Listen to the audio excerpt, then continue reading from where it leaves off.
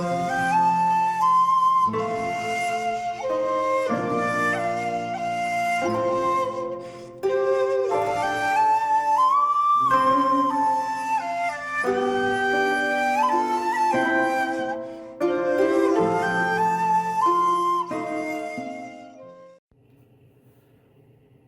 there, this is Solitary Ronin from Solitary Ronin Films, and welcome to Director Collection. But today I'm going to rank my Peckinpahs and show you what Peckinpah films I have. Yeah, I went on a Peckinpah run quite recently. Also did a couple of reviews of some of his films quite recently, so I just decided to get all of them and then do a ranking. And Peckinpah has always been there or thereabouts,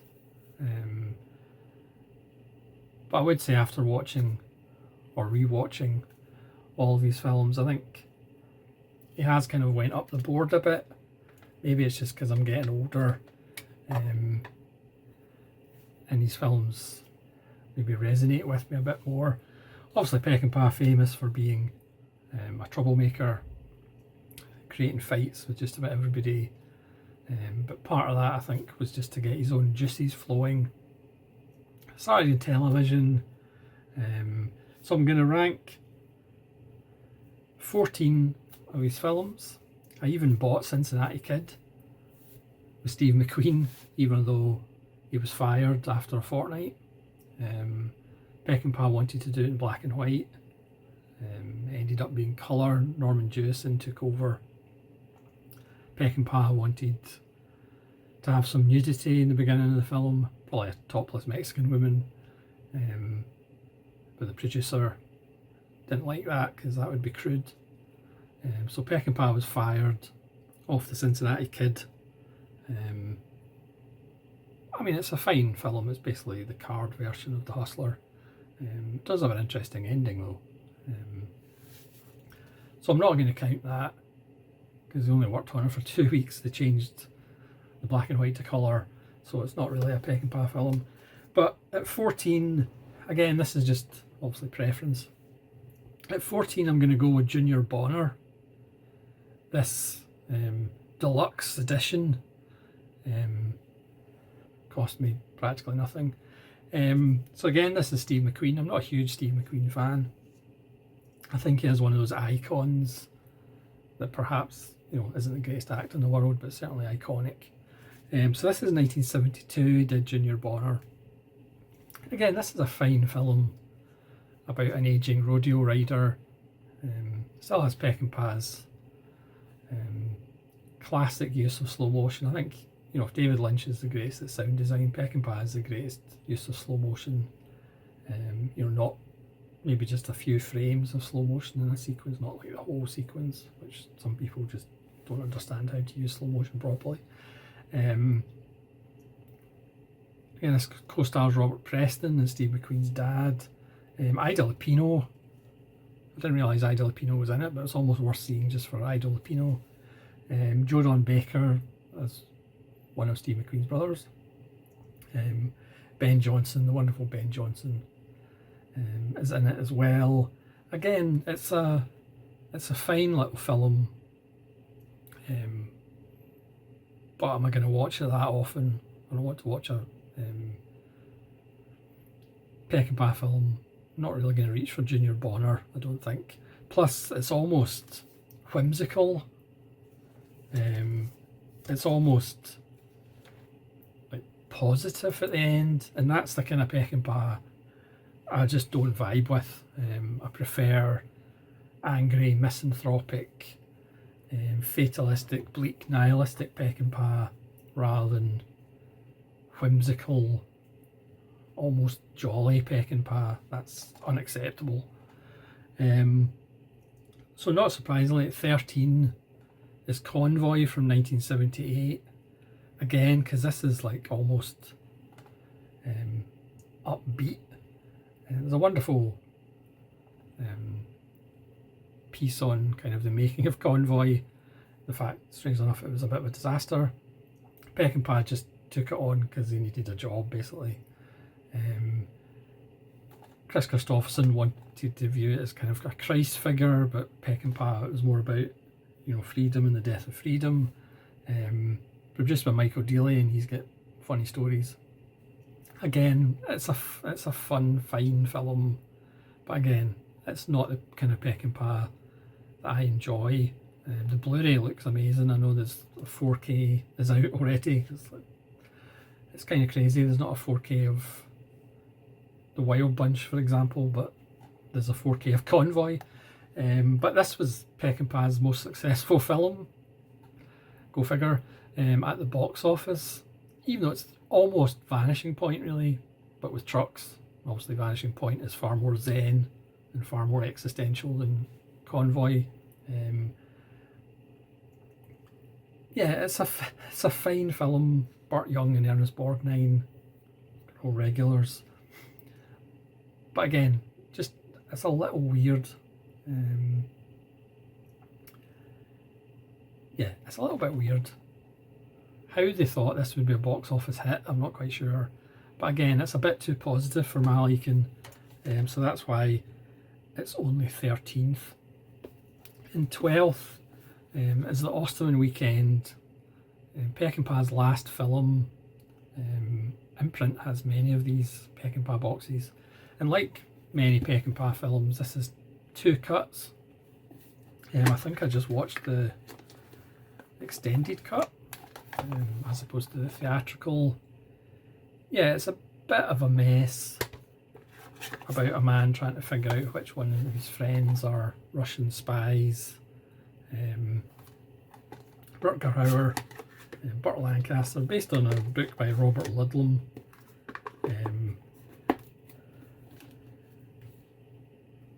It was better than I thought it would be, but obviously it's still a bit of a mess. But don't worry, there's still slow motion in it. I could not have slow motion. Number 11, obviously underseen for obvious reasons. This is The Deadly Companions, which was a TV movie.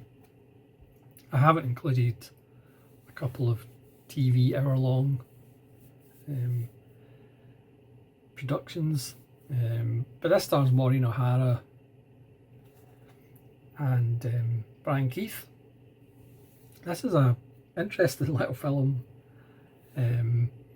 Brian Keith has a secret, and it's under his hat. He keeps it under his hat, literally. And he is hunting somebody that did something to him. And he gets involved by accidentally doing something to Maureen O'Hara's son. And she's then going to take the child to a place, trying to be as opaque as possible, which obviously she doesn't want him there, and he's found his way with these 2 other guys, an old guy who's really annoying and a younger guy who just wants to, he's a bit rapey towards Maureen O'Hara, like all the time, which is annoying as well. Brian Keith's character is called Yellowleg for no real reason. They have to go through Apache territory to this ghost town. I'm probably not selling it, but it's actually an interesting little film. It's only 90 minutes, but it has some nice little kinks. So this is from 1961, so this is pretty much his first feature length. Again, I think this is just for TV, but it's actually worth checking out if you can find it. Again, it's pretty cheap on DVD for obvious reasons. So get into number 10, and again this is another film that's got a couple of cuts. This is Major Dundee, which again Imprint have, but this is the Arrow. Beautiful artwork, great cast. Charlton Heston, Richard Harris, Warren Oates, Ben Johnson, good old regulars. And again, as I said, this has got 2 cuts. So it's got the extended cut, which I think is the one that I watched, which is 136 minutes, and the theatrical cut, which is 122. Again, this is about chasing down naughty Native Americans. Again, better than I thought it would be, but still, it's rough around the edges. It's Peckinpah, but still worth checking out. Because again, you've got regulars like Warren Oates and Ben Johnson, which is wonderful. At number 9 from 1975 is The Killer Elite with James Caan and Robert Duvall. Again, Imprint's got a Blu-ray release with 2 different cuts. Again, this one's a bit messy. 118 minutes, it's too long. It really starts well.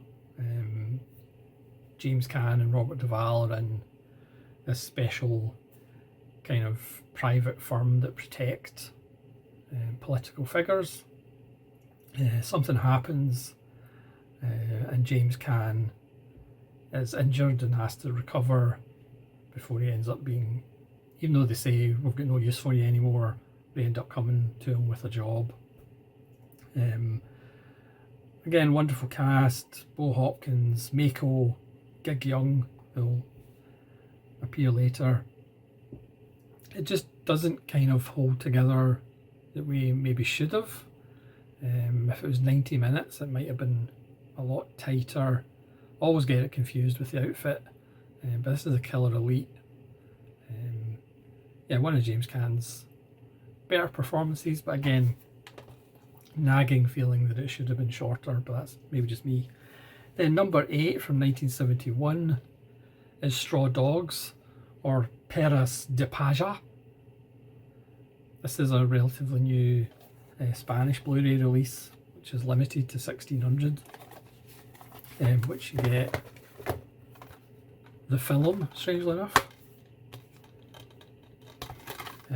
and you get lots of nice art cards, and it is not expensive. You can pick it up on eBay.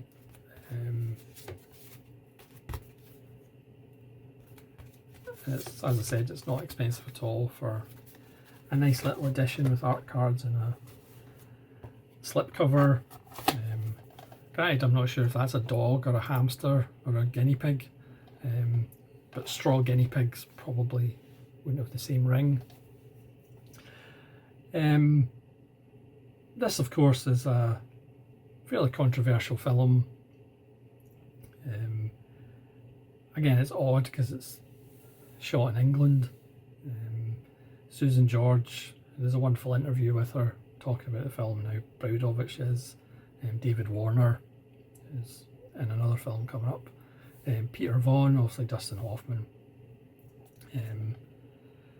Yeah, basically, don't speak to anybody in the country. All small towns and villages, no matter where they are in the world, have to be avoided. Yeah, a film that they still talk about. People have written books and many an essay about the politics and gender politics, but Peckinpah does a really good job of tightening the screw until its inevitable slow motion climax. In number 7, I mean, I did say I wasn't a fan of kind of upbeat or whimsical Peckinpah,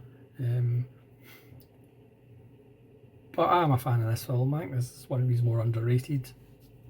This is The Ballad of Cable Hogue, Jason Robards and Stella Stevens, and David Warner. David Warner famously says that he really didn't like flying, he didn't want to fly, but Peckinpah liked him, so he ended up getting the boat to America to do the film. But it's a lovely little film. about a man who finds water in the middle of the desert. Again, it's not bleak or nihilistic. Obviously Peckinpah is always accused of being misogynistic. There is a kind of close-up of Stella Stevens' cleavage, but I mean, that's just par for the course. So at number 6 is a film I haven't seen for decades, and I rewatched it, and I really enjoyed it. It's quite wonderful. This is The Getaway, with Steve McQueen and Ali MacGraw. This is just a cheap DVD. I will have to upgrade to Blu-ray at some point. Written by Walter Hill, which I'd completely forgotten. Again, Ben Jonson, based on a novel by Jim Thompson. About a man who gets out of prison early, but because of Ali MacGraw has made a deal with Ben Jonson to get him out of prison early, but it's to do a bank job, which of course goes sideways. And it's literally a chase film. The tension between McQueen and MacGraw, his husband and wife, is quite marvellous. Yeah, just a fantastic film. And again with an explosive ending. Yeah, just a wonderful film. At number 5 is Ride the High Country, which might be Peckinpah's most underrated. Again, not as bleak, nihilistic as some of his later films. This is 1962. Yeah, 1962. Randolph Scott, Joel McCrea. Just a beautiful, elegant, classy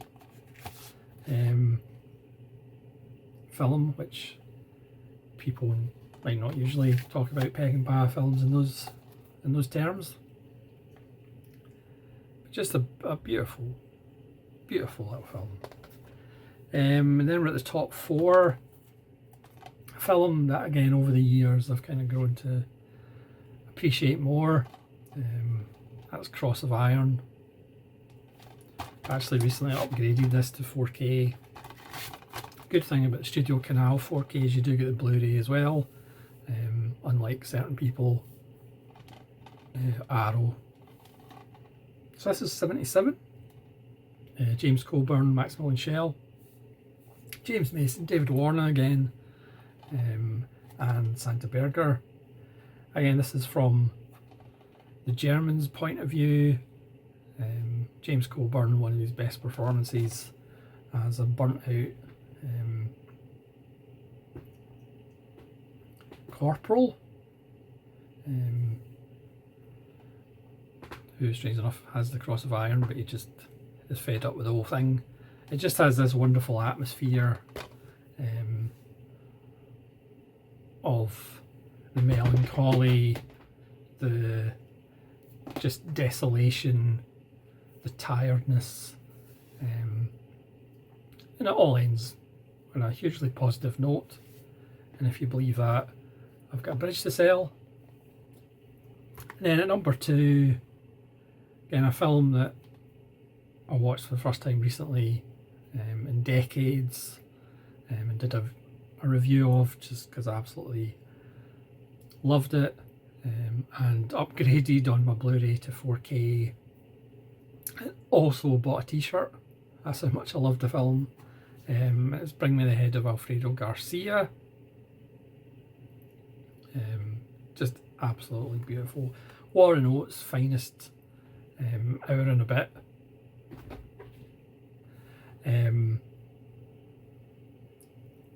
Again, just, I mean, people might say this is his most autobiographical film. Warren Oates' Benny being hired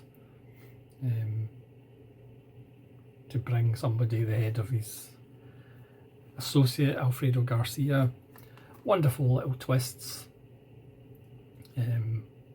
But Warren Oates is just spectacular in this. Brilliant use of slow motion again. And even though, you know, Benny's fairly despicable, he's lovably despicable, unlike Gig Young, who is thoroughly repulsive in this film. Yeah, you think it's an oldie-worldy film when it starts, but it's actually, well, present day-ish in 1974. Just a beautiful, beautiful film. And it is so good that you need to upgrade to 4K. This is the Shout Factory. It is just the 4K, so I will be hanging on to my Arrow edition of it, because that's got really good, it's got hours and hours of documentary extras. But Bring Me the Head of Alfredo Garcia is actually at 2, because I forgot, because I don't have the disc, but Wild Bunch, strangely enough, I've not forgotten about the Wild Bunch, but the Wild Bunch is at number 3, so Alfredo Garcia is at 2, the Wild Bunch is at number 3. Obviously there's a couple of films that have pipped it to the post. I mean, this was legendary growing up. You know, it's one of the films you got to see because of all the blood at the end. But again, it's just that feeling of desolation and these men going to their deaths, the fatalism of it, absolutely beautiful. And it does have the greatest walk in cinema history when the four of them are walking up the hill to their end. Each of them are carrying their weapon in a different way. Each of them have got a different strut. And it's also got one of the great looks of all time when William Holden says to Ben Johnson and Warren Oates, "Let's go get Angel." The look that Warren Oates gives them is just tip top. It's right up there with Woody Strode's look at the beginning of Once Upon a Time in the West. Just a classic. All the characters, Strother Martin and L.Q. Jones and Bo Hopkins, who was in a lot of Peckinpah as well. A classic, but Bring Me the Head of Alfredo Garcia is number 2 ahead of it. And number 1, again, a film that I recently watched, just blew me away actually seeing it in a proper print. I did watch the 50th anniversary release version, which is 117 minutes. It's Pat Garrett and Billy the Kid. And this is the Blu-ray Criterion. So this has got the original theatrical release from 1973, which is 106, the final preview cut from 1973, which is 122, and the 50th anniversary release from 2024, which is the one that I watched, is 117 minutes. Just absolutely beautiful, tragic, bleak, brutal, nihilistic. Bob Dylan with a lovely squirrely little turn, and one of the best uses of music in the Slim Pickens, L.Q. Jones death scene, spoiler alert. Sensational sunsets, very brown, but beautiful browns. Look at the cover, beautiful browns. One of the best shooting of a mirror sequences. Not quite Anton Walbrook, Red Shoes, mirror smashing, or Tales of Hoffman, mirror smashing, but it's right up there in the mirror smashing stakes. So that's Pat Garrett, the Billy Kid. Just absolutely blew me away watching it again after all these years on a beautiful print.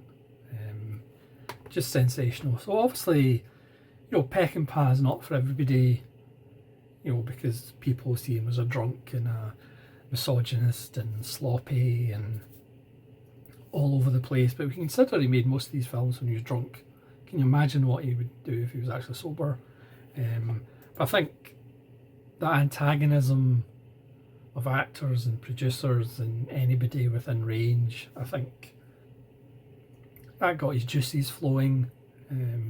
Again, was he the greatest person in the world? Probably not. But he's certainly one of the greatest American filmmakers of all time. Some people might say that's a low bar. But certainly iconic, and some of these films are absolutely iconic with iconic cast.